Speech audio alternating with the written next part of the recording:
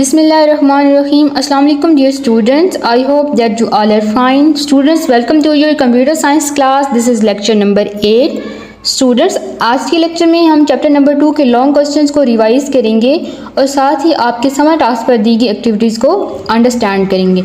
So now let's begin our today's lecture with question number 1.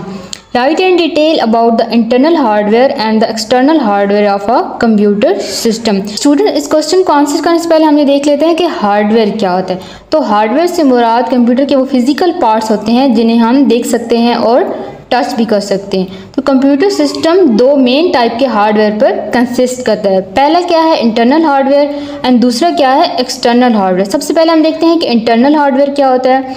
तो students, internal hardware उन तमाम components को कहते हैं जो कंप्यूटर केस के अंदर इंस्टॉल होते हैं. ये कंपोनेंट्स क्या करते हैं कि ये कंपोनेंट्स कंप्यूटर को प्रॉपर्ली ऑपरेट करने के लिए बहुत ज़्यादा इंपॉर्टेंट होते हैं. अगर ये कंपोनेंट्स ना हो तो कंप्यूटर ना तो इंस्ट्रक्शंस को प्रोसेस कर सकता है और ना ही सॉफ्टवेयर को रन कर सकता है. अब देखते हैं कि इंटरनल हार्डवेयर के इंपॉर्टेंट कंपोनेंट्स कौन कौन से हैं.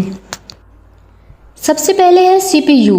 CPU stand for central processing unit. Students, CPU को कंप्यूटर का ब्रेन भी कहा जाता है. इसका रीज़न क्या है? इसका रीज़न ये है कि CPU कंप्यूटर की तमाम इंस्ट्रक्शंस को प्रोसेस करता है, कैलकुलेशंस को परफॉर्म करता है और कंप्यूटर के सारे ऑपरेशंस को कंट्रोल और मैनेज करता है.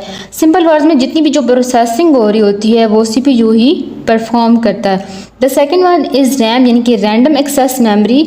अब रैंडम एक्सेस मेमोरी क्या करती है कि डेटा और प्रोग्राम्स को स्टोर करती है जो उस वक्त कंप्यूटर में यूज़ हो रहे होते हैं. जब हम कंप्यूटर को टर्न ऑफ कर देते हैं तो जो रैम में डेटा स्टोर होता है वो ऑटोमेटिकली रिमूव हो जाता है. क्यों रिमूव हो जाता है? क्योंकि रैम ने उसको आर्जी तौर पर ही स्टोर किया होता है. इसलिए हम रैम को टेम्परेरी मेमोरी भी कहते हैं. रैम के बाद नेक्स्ट पॉइंट है हार्ड डिस्क. अब बात करते हैं कि हार्ड डिस्क यानी कि SSD और सॉलिड स्टेट ड्राइव यानी कि SSD क्या होते हैं. तो ये दोनों भी स्टोरेज डिवाइसेस हैं जो कि कंप्यूटर के डेटा को परमानेंटली स्टोर करती है. अब रैम क्या करती थी? रैम डेटा को आर्जी तौर पर यानी कि टेम्परेरीली स्टोर करती थी और ये जो स्टोरेज डिवाइसेस हैं ये कंप्यूटर में डेटा को परमानेंटली स्टोर करती हैं. SSD के बाद है मदरबोर्ड. मदरबोर्ड क्या है स्टूडेंट? मदरबोर्ड कंप्यूटर का मेन सर्किट बोर्ड होता है. ये कंप्यूटर के तमाम इंटरनल हार्डवेयर कंपोनेंट्स हैं उनको आपस में कनेक्ट करता है और उनके दरमियान में कम्युनिकेशन को इस्टेब्लिश करता है. यानी कि CPU, रैम और जो स्टोरेज डिवाइसेस हैं ये सब मदरबोर्ड की हेल्प से ही मिलकर काम करती हैं. The next one is power supply unit PSU.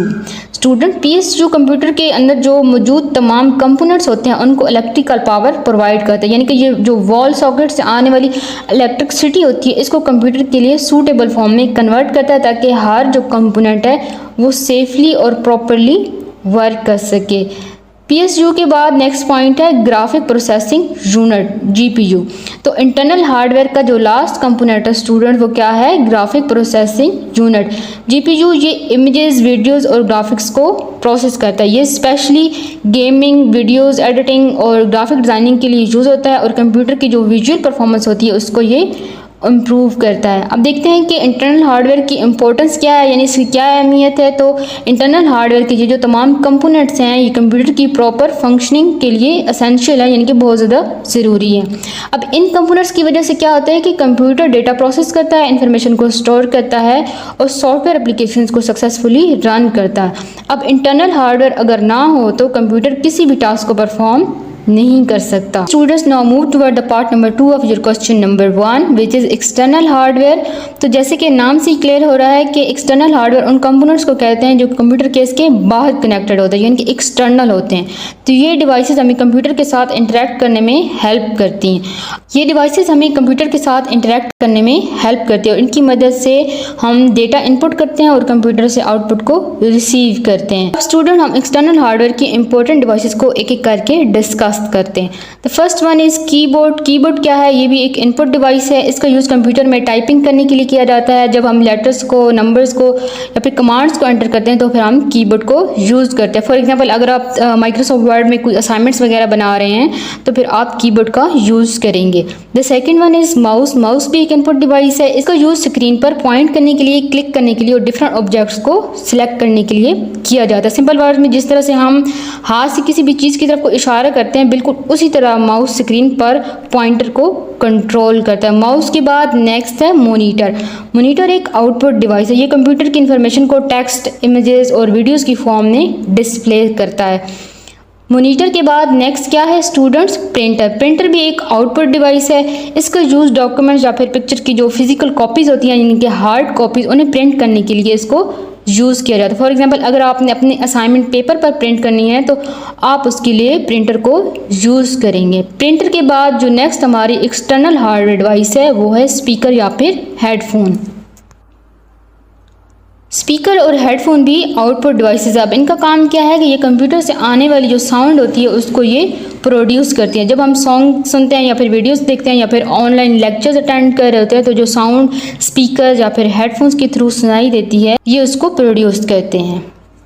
Student external hardware की जो लास्ट एग्जांपल है वो है एक्सटर्नल स्टोरेज डिवाइस, जैसे कि यूएसबी फ्लैश ड्राइव या फिर एक्सटर्नल हार्ड ड्राइव। अब इन डिवाइसेस का यूज़ डेटा को सेव करना और एक कंप्यूटर से दूसरे कंप्यूटर में ट्रांसफ़र करने के लिए किया जाता है। फॉर एग्जांपल अगर आप अपनी प्रेजेंटेशन या फिर प्रोजेक्ट की जो फाइल है वो स्कूल से अगर आप घर लेके जाना चाहते हैं तो आप उसके लिए यूएसबी फ्लैश ड्राइव यूज़ करेंगे। ठीक है।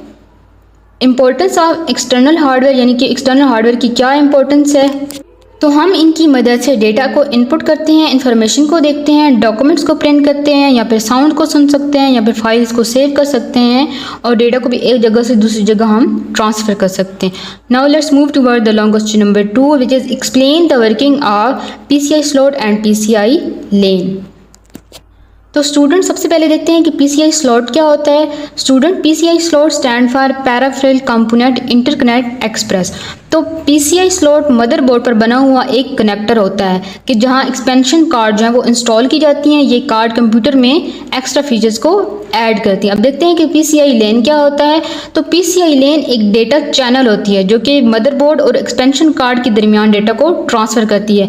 हर लेन में एक पेयर होता है जो कि डेटा को सेंड करता है और जो दूसरा पेयर होता है वो डेटा को रिसीव करता है। It's mean we can say that more lanes is equal to faster data transfer. तो स्टूडेंट्स एक इंपॉर्टेंट पॉइंट याद रखिए कि जितनी ज़्यादा PCI लेन्स होंगी उतना ही डेटा जो है वो फास्टली ट्रांसफ़र होगा, यानी कि उसके ट्रांसफ़र होने की जो स्पीड है वो ज़्यादा होगी। इसी वजह से PCI की जो कॉन्फ़िगरेशंस हैं वो डिफरेंट होती है, जैसे X1, X4 या फिर X8 और X16।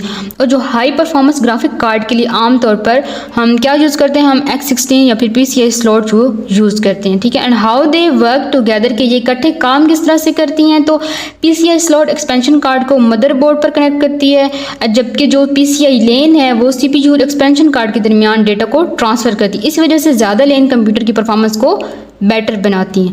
एंड इनकी इंपॉर्टेंस ये है कि स्टूडेंट्स PCI स्लॉट और PCI लेन कंप्यूटर में हाई स्पीड कम्युनिकेशंस को प्रोवाइड करती हैं। Students now let's revise the question number 3। Explain the function of CPU and why it is called the brain of computers. Students सबसे पहले हम देखते हैं कि CPU क्या होता है। CPU यानी कि सेंट्रल प्रोसेसिंग यूनिट, ये कंप्यूटर का मेन प्रोसेसिंग डिवाइस है।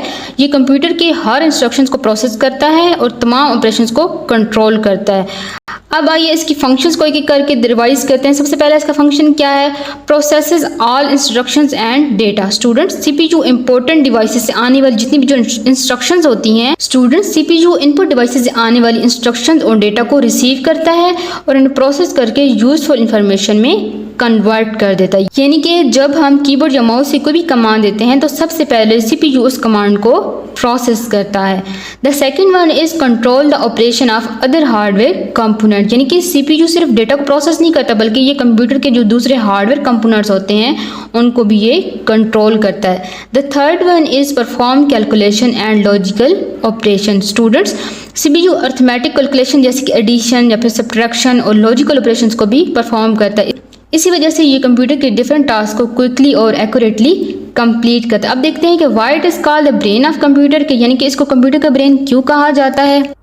तो जिस तरह से ह्यूमन ब्रेन बॉडी की एक्टिविटी को कंट्रोल करता है, बिल्कुल इसी तरह से ही CPU कंप्यूटर के तमाम ऑपरेशंस को कंट्रोल करता है और इंश्योर करता है कि हर कंपोनेंट स्मूथली वर्क करे, इसलिए CPU कंप्यूटर का ब्रेन कहा जाता है। तो यहाँ पे हमारे क्वेश्चंस की रिवीजन कंप्लीट होती है। अब चलते हैं एक्टिविटीज़ की तरफ। एक्टिविटी नंबर 1 क्या है, make a video of motherboard और you can take an image of a motherboard and elaborate it. Student इस एक्टिविटी में आप मदरबोर्ड की एक क्लियर इमेज ले सकते हैं या उसकी शॉर्ट वीडियो बना सकते हैं। सकते हैं। एंड उसके बाद आपने मदरबोर्ड के इंपॉर्टेंट पार्ट्स जैसे कि CPU सॉकेट, रैम स्लॉट या फिर PCI स्लॉट और स्टोरेज कनेक्टर्स को आइडेंटिफाई करना है। एक्टिविटी नंबर 2 क्या है? Prepare a presentation of IO port of a computer in MS word power point. तो स्टूडेंट इस एक्टिविटी के लिए आपने 5 से 6 स्लाइड की एक सिंपल पावर पॉइंट की प्रेजेंटेशन बनानी है। एक्टिविटी नंबर 3 क्या है? Make a presentation on Bluetooth technology. Student इस प्रेजेंटेशन में सबसे पहले ब्लूटूथ की डेफिनेशन, उसके बाद ब्लूटूथ के यूजेस और ब्लूटूथ डिवाइसेस जैसे कि हेडफोन, स्पीकर, कीबोर्ड और माउस के बारे में शॉर्ट इन्फॉर्मेशन और इमेजेस इंक्लूड करनी। सो इस तरह से आपकी एक्टिविटी कंप्लीट हो जाएगी। स्टूडेंट्स, आई होप कि today lecture is clear to all of you. Please revise today lesson completely from your textbook and revise your long question from your notes, and don't forget to complete all activities of your summer task. Thank you for watching. Allah Hafiz.